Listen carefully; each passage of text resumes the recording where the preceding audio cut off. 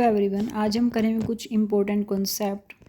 Ryotwari settlement, Mahalwari, जारा, sunset law, blue shirt party and other important concept, साथ में previous year question के साथ। इससे पहले भी मैंने प्रीवियस ईयर क्वेश्चन के साथ ही किया था। इससे हमारे कॉन्सेप्ट भी क्लियर हो जाते हैं और हमें इम्पोर्टेंट कॉन्सेप्ट का भी पता चल जाता है। तो चलिए स्टार्ट करते हैं। वीडियो कंप्लीट ज़रूर देखें, स्किप ना करें। अगर अच्छी लगे तो लाइक कर देना, नहीं लगे तो कोई बात नहीं। तो चलिए देखते हैं इसमें। पर यह है प्रीवियस ईयर क्वेश्चन के साथ आपके बहुत सारे कॉन्सेप्ट क्लियर होते हैं। Who among the following form the blue shirt party in China. ठीक है, तो ब्लू शर्ट जो पार्टी थी उसको कौन फॉलोइंग करा या फिर उसका लीडर कौन था। तो ऑप्शन थे हमारे पास चियांग काई शेक, माओ त्से तुंग, सन यात सेन या चोटाइन। तो ये थे हमारे पास कुछ ऑप्शंस। तो हमारा आंसर तो था right answer Chiang Kai shake.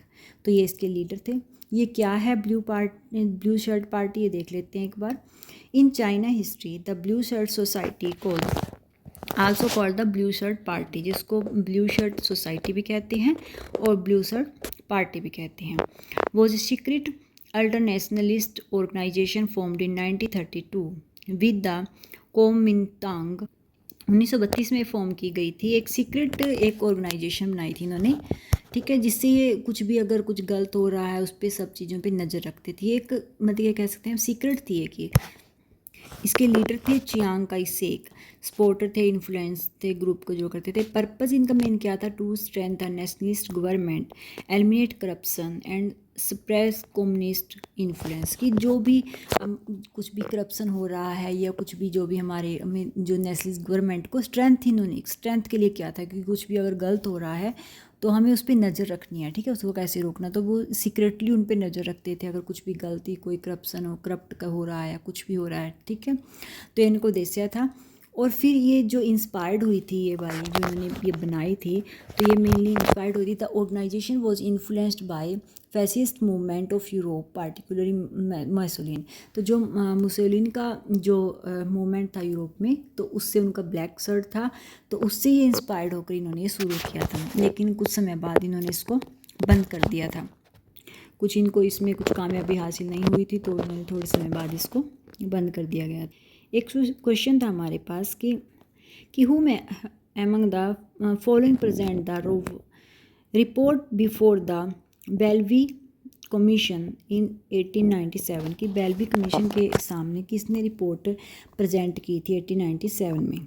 Option थे हमारे पास दादा भाई नौरोजी, आर.सी. दत्ता, गोपाल कृष्ण गोखले और लाला लाजपत राय। राइट आंसर तो हमारा गोपाल कृष्ण गोखले। अब एक बार हम ये भी देख लेते हैं कि ये बेल्वी कमीशन थी क्या। तो गोपाल कृष्ण गोखले और जो दिनेशा आदुलजी वाचा थे, उन्होंने ये प्रेजेंट किए थे एविडेंस बेल्वी के। सॉरी, यहाँ मेरी मिस्टेक है, बेल्वी नहीं है, बेल्वी है। बेल्वी कमीशन 1897 के सामने उन्होंने प्रेजेंट किए थे, ठीक है, एविडेंस। तो देखते हैं पहले ये कि बेल्वी कमीशन क्या थी और फिर उन्हें क्या प्रेजेंट किया था। तो जो बेल्वी कमीशन थी was a royal commission on Indian expenditure appointment in 1895 by the British government under the chairmanship of Lord बेल्वी। लॉर्ड बेल्वी थे उस समय, उनकी अंडर चेयरमैनशिप के अंडर ही ये वाली कमीशन हुई थी। तो इसी के नाम से इनको बेल्वी कमीशन कहा जाता है। और ये क्यों अपॉइंट हुई थी, ये हुई थी कि जो भी खर्चा हो रहा है उसके लिए मेनली हुई थी, कि जो भी देश पे खर्चा हो रहा है उस सब का हिसाब किताब रखना, गलत तरीके से तो नहीं हो रहा है। तो वही है, जो भी एक्सपेंडिचर हो रहा था उसके लिए अपॉइंट की गई थी। तो जो लीडर्स थे 1897 में, focus on the financial burden that British rule place in India they are be death. और फिर जो ये लीडर्स थे हमारे, इनका यही था कि एक ध्यान था कि जो भी इंडिया में बर्डन तो नहीं डाले, गलत तरीके से यूज़ कर रहे हैं फाइनेंशियली, गलत तरीके से यूज़ हो रहा है जिससे हमारे देश पर बर्डन पड़ रहा है। तो इन चीज़ों पर इनका ध्यान था। तो India was paying on unfair share of British imperial expense including military cost. तो ये कह रहे थे कि जो भी अनफेयर तरीके से जो भी हमारा एक्सपेंस मतलब कि ज़्यादा खर्चा हो रहा है, गलत तरीके से दिया जा रहा है, तो इसलिए इन्होंने कि जिसमें मालूम मिलिट्री कॉस्ट भी थी, इन पे सब पे ज़्यादा खर्चा किया जा रहा है। तो इनका कहना था कि the drain of wealth was improvising India because large sums of money were transferred to Britain as salaries, pensions, interest payment and administrative expense, कि भी पानी को एक कह सकते हैं बहाया जा रहा था। इनका मानना था कि हमारे पानी जो हमारा पैसे को बहाया जा रहा था, कि बिल्कुल बहुत ज़्यादा वेस्टेज हो रही थी। कहने का मतलब था इनका कि जो ज़्यादातर पैसा है हमारे देश का वो तो इनकी सैलरीज पर, उनकी पेंशन पे, इनके पेमेंट्स पे और एडमिनिस्ट्रेटिव जो भी एक्सपेंसिव हो रहे हैं इन सब पे इनका खर्चा चला जाता है। तो more Indian should be appoint to higher government post, reducing the need to pay expensive British officials. तो वो इनके लिए उन्होंने अपॉइंट किया था कि वो कह रहे थे गवर्नमेंट कि ये सब खर्चा कम किया जाए, जो इतना ज़्यादा ओवर खर्चा हो रहा है, जो गलत तरीके से किया जा रहा है, तो उसको कम किया जाए। तो फिर जो गोपाल कृष्ण गोखले थे और जो और लीडर्स थे उन्होंने ये रिपोर्ट प्रेजेंट की थी। उनमें मेन इंडियन लीडर्स जो इसमें थे वो कौन कौन से थे? वो थे गोपाल कृष्ण गोखले, दिनेशा अदलजी वाचा और सुरेंद्र नाथ बनर्जी और नंद मोहन बोस और जी सुब्रमण्यम लाय। तो ये तो इनके लीडर के नाम, लेकिन जो रिपोर्ट प्रेजेंट की गई थी वो की थी गोपाल कृष्ण गोखले ने और दीनसा अदलजी वाचा ने। ठीक है, तो ये दो नाम, कई बार ऐसा होता है कि इस बार गोपाल कृष्ण गोखले दिया, अगली बार ऑप्शन में दीनसा अदलजी। तो ये लीडर हैं सारे, और जो रिपोर्ट प्रेजेंट की थी वो इन दोनों ने की थी। और फिर एक क्वेश्चन हमारे पास था, where they Bhimrao Ambedkar establish Bahishkrit हितकारिणी सभा इन 1924 में की थी। कहाँ पर की थी इन्होंने इस्टेब्लिश? ये बॉम्बे, पुणे, सतारा, ये सोलपुर। राइट आंसर है बॉम्बे। डॉक्टर भीमराव रामजी अंबेडकर इस्टेब्लिश था भाई स्कृति हितकारिणी सभा 26 जुलाई 1924 को इस्टेब्लिश की थी बॉम्बे में, जो इस समय क्या है मुंबई। ठीक है, और ये हितकारिणी जो इन्होंने सभा की थी वो क्या है? इसमें इन्होंने क्या किया था? टू प्रमोट, भीमराव अंबेडकर जी ने तो to promote education among the depressed classes Dalit, की उनको प्रमोट करनी, जो दलित क्लासेस के हैं उन सब के लिए एजुकेशन को प्रमोट करवाया। To improve their social and economic condition, की इम्प्रूव करने को सोशल और इकोनॉमिक कंडीशन का मेन जो था कि इसके ज़रिए हमें ये सब करना है। To secure their civil and political rights, अपने पॉलिटिकल और सिविल राइट्स को सिक्योर करना। To establish hostels, schools and libraries for their welfare, उनके के लिए ये सब इस्टेब्लिश करना, ये सब इसके अंडर था। नेक्स्ट क्वेश्चन था हमारे पास, who among the following has told complete history in the history of ideas? Option थे हमारे पास Spengler, Lord Acton, Collingwood, Oxford. तो राइट आंसर तो है आर.जी. कोलिंगवुड, जिन्होंने ये बात कही थी, आइडिया दिया था। तो ये आर.जी. जो कोलिंगवुड थे, उनका जन्म हुआ 1889 में और 1943 में डेथ हुई। वो ए ब्रिटिश फिलोसफर थे, ये हिस्टोरियन थे। रोबिन जॉर्ज कोलिंगवुड इसका फुल नेम है, और इनकी फेमस बुक थी, इनका फेमस वर्क था द आइडियाज़ ऑफ हिस्ट्री।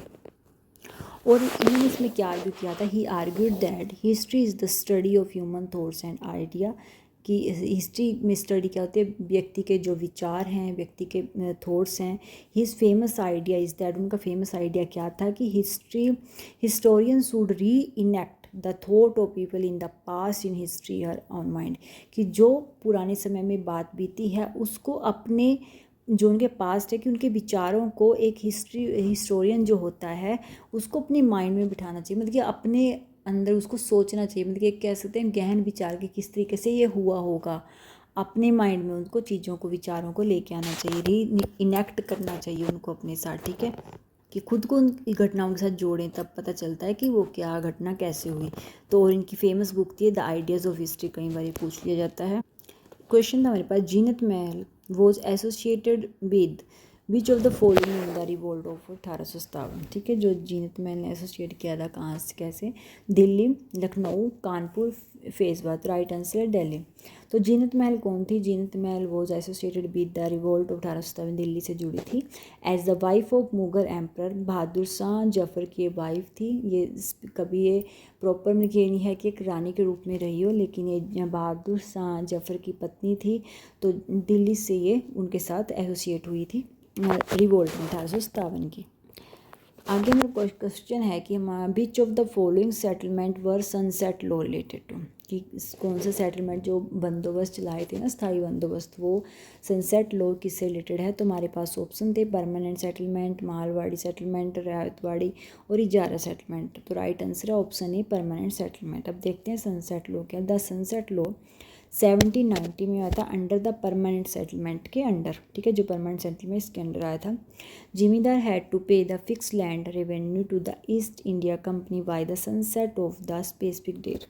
ये सनसेट लॉ इसलिए कहा गया था कि जिमीदार जो थे उनको फिक्स जो उन पे जो रेवेन्यू रखा गया था, तो वो उनको एक टाइम लिमिट थी कि इस समय तक, इस डेट तक आपको ये जमा कराना ही पड़ेगा, आपको देना ही पड़ेगा रेवेन्यू।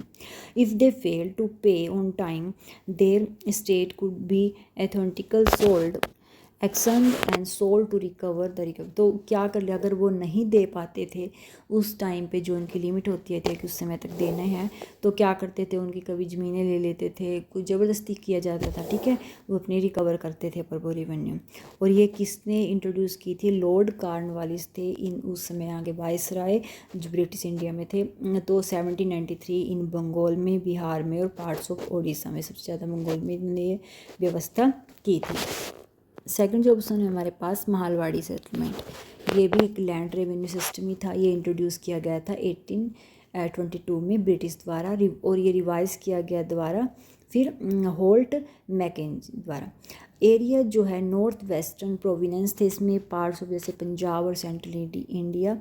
और यूनिट्स ऑफ सेटलमेंट की इनमें क्या थी, महाल विलेजर्स और ग्रुप थे, जो विलेजर्स के जो मतलब कि जो इकट्ठा करते थे सब जो मतलब की revenue the not permanently fix, it was periodically revise. और ये परमानेंटली फिक्स नहीं था, टाइम के अकॉर्डिंग बढ़ा देते थे, तो अपने को चेंज करते रहते थे। लेटर रिवाइज हुआ रॉबर्ट मार्टिन्स वर्ड द्वारा अराउंड 1833। जैसे जैसे कोई वाइसराय चेंज होता था, कोई भी अपने अकॉर्डिंग रेवेन्यू कम ज़्यादा करता था, यही इस करते थे ईस्ट इंडिया कंपनी। ब्रिटिश ने हमारे पास रेवेन्यू लगा लगा के ये हमारे देश को काफ़ी तंग किया। तो ये अलग अलग तरीके थे उनके रेवेन्यू लगाने के। एक है हमारे पास Ryotwari settlement in which was a British land revenue system. ये भी एक रेवेन्यू सिस्टम था which the government made the settlement directly with the individual cultivator, जो डायरेक्टली लेते थे मतलब कि वो इंडिविजुअल से जो भी कुल्टिवेटर है कर रहा है खेती। इंट्रोड्यूस अर्ली 19th सेंचुरी में हुआ। मेन पर्सनस जो हैं Thomas Munro and Alexander Read थे इसमें। और मेन एरियाज जो इसने कवर किया वो थे मद्रास और बॉम्बे प्रेसिडेंसीज। और एक थी इजारा सेटलमेंट, ये थी जो इंट्रोड्यूस की गई थी बैरन हेस्टिंग्स द्वारा 1772 में बंगाल में। It was a form of revenue farming under which the rights to collect land revenue was lease auction to an ijaradar for a fix period. ये था कि एक टाइम पीरियड के लिए दे दिया जाता था लीज पे, कि मान लो आपको 5 साल के लिए दिया गया तो आपको हर साल इतना देना है, 2 साल के दिए 10, इस तरीके से फिक्स किया जाता था पीरियड, एक time period. Ijaradar person who obtain the right to collect revenue, ठीक है। एक इजारदार उसे बोलते थे जो मतलब कि वो उस चीज़ को कलेक्ट करने का अधिकार था रेवेन्यू का। तो नोट्स अच्छे लगे तो लाइक कर दिया करो, सब्सक्राइब किया करो, कमेंट करके जो बताया करो। Thank you for watching my video.